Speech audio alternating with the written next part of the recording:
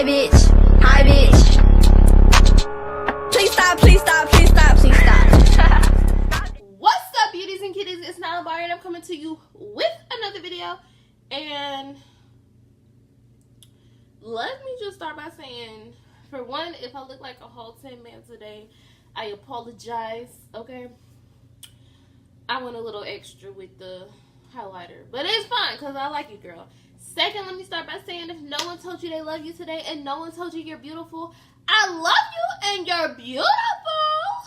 Okay, so this is the, I guess you could say, final installment of the little 4-part series that we had going here. Let's talk about, and today we are going to be talking about suicide. And again, I started this series because of 13 Reasons Why. It's a great show. It hits on topics that I feel like need to be hit on.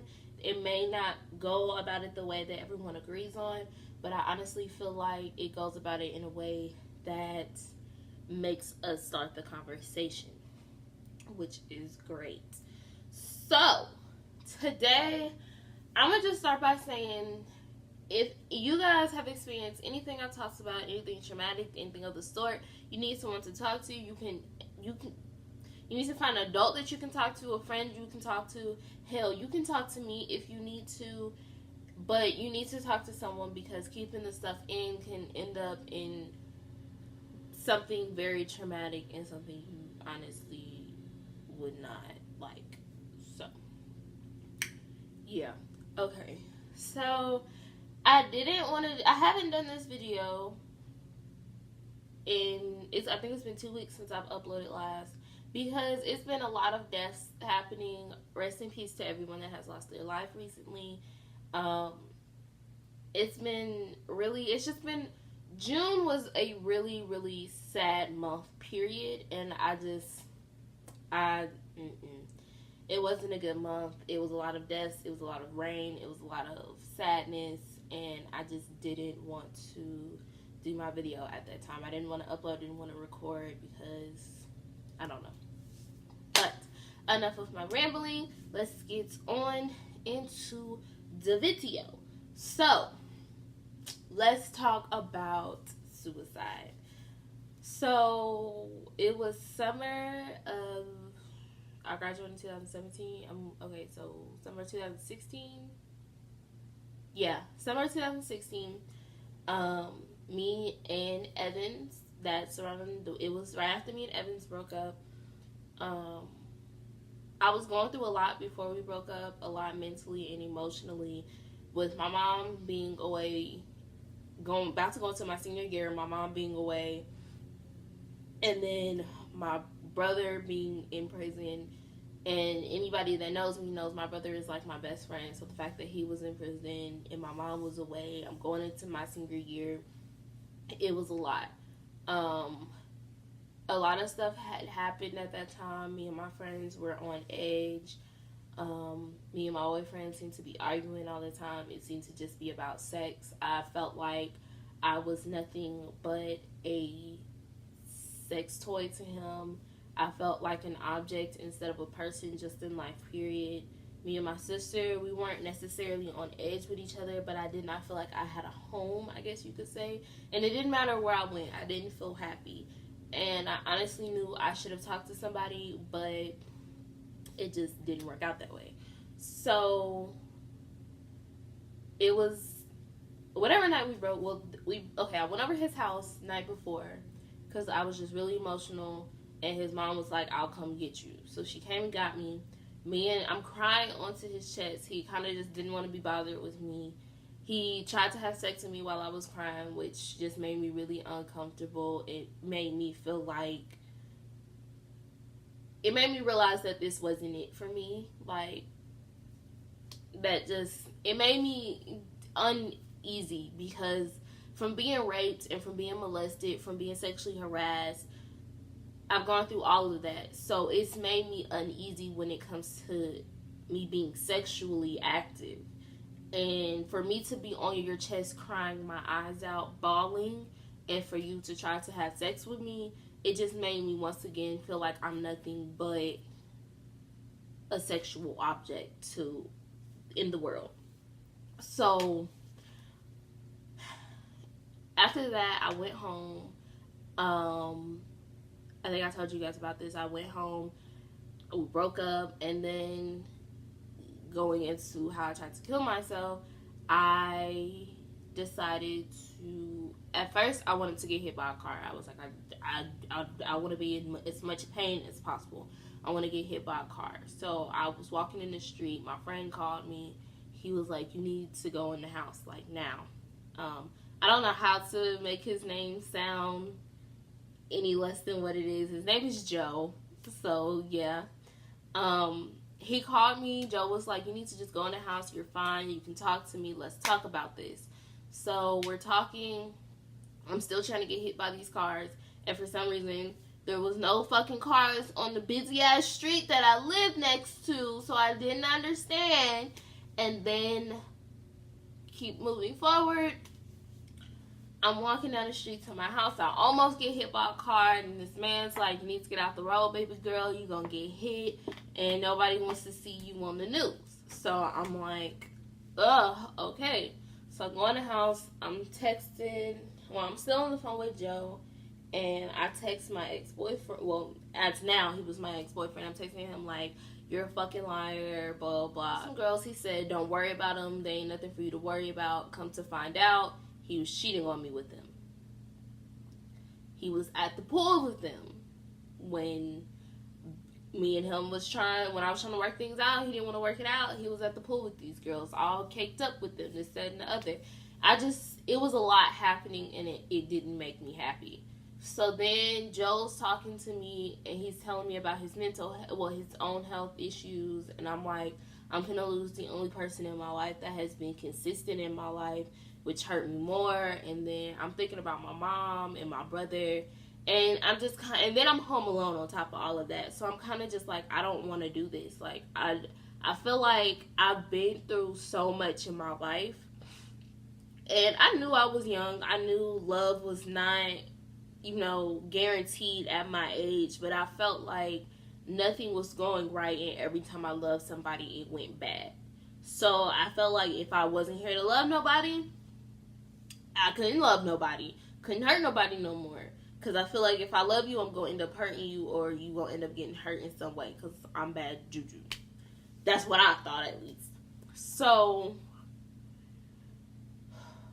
I went back into the house, and I found some pills under our downstairs bathroom sink, and I went upstairs and I got some bleach. Oh, and keep in mind, at the time, I did think I was pregnant, which hurt even more, because I'm like, shit, I'm fucking pregnant. Me and this nigga are not together anymore. This is the nigga that took my virginity, and it was just a lot. So I went upstairs and I got some bleach, and I poured bleach in a cup. I tried to drink the bleach by itself, but that shit burned the fuck out of me, dog.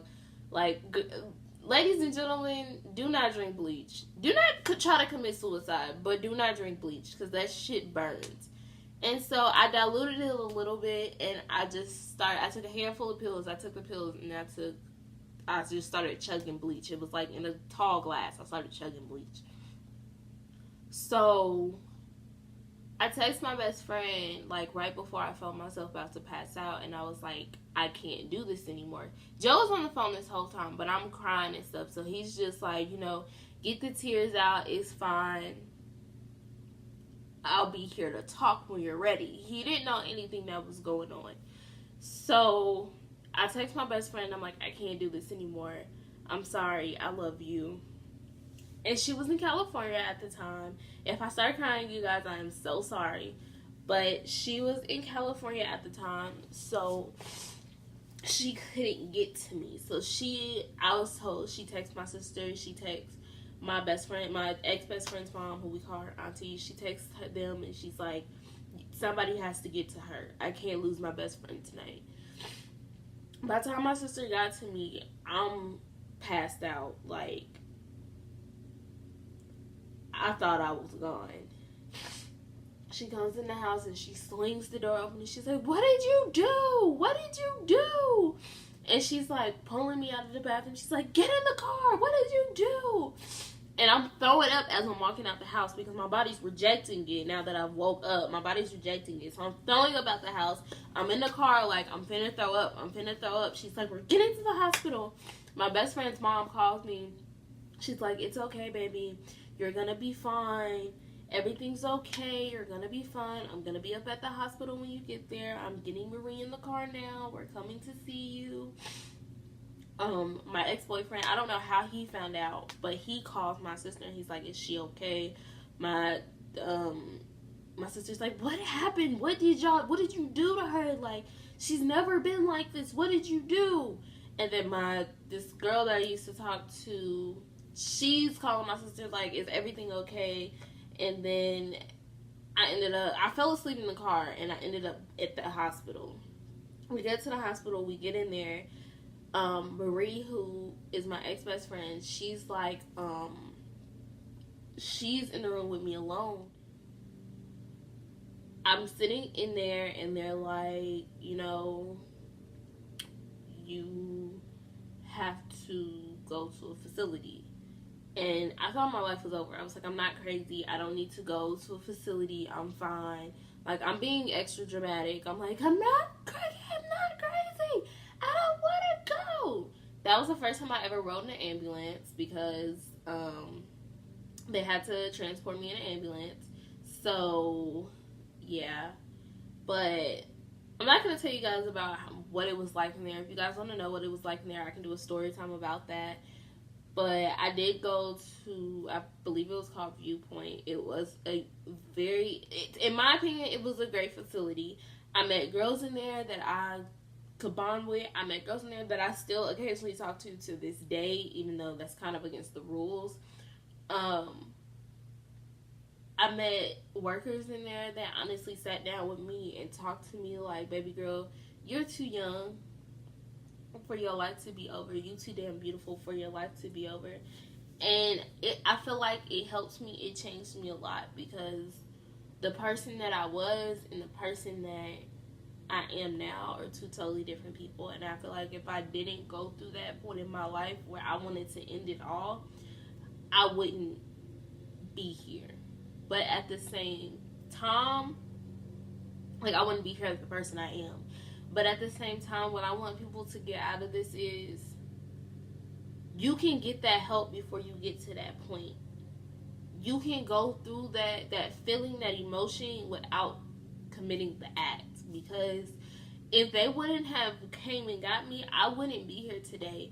And I have to think about the fact that I have sisters, nieces, nephews, goddaughter, best friends, mom, dad, sisters, brothers, uncles that would have missed me. Like, it may not seem like it in that moment, y'all, but there's always somebody that will miss you. Like, I have people that I just met that tell me, like, Doug, I wouldn't know what I would do if I never met you. And, I mean, that makes you feel good to know that. But at the same time, you should never put anybody in that situation. I know people say all the time, it's a selfish act. But at the same time, it is. Because it's not selfish to them, it's selfish to yourself. Because you're not allowing yourself to know what your true purpose is in life. Yes, you're going to go through hard times. Yes, it's going to get to a point where you just want to say, fuck this shit, I'm done. But at the end of the day, it is never worth it because you have so much potential. You have so much to accomplish in life. And you won't accomplish that if you're in a casket. I'm just saying. So like I said in the beginning of this video, if you ever need someone to talk to, I'm here. There's hotlines for that. There's trusted friends, trusted family, trusted adults. You need to talk to somebody if you feel like that's what it's going to come down to. And yeah, so sorry for getting a little emotional, but that is all for this video. I will see you guys hopefully next week. Bye, beauties and cuties.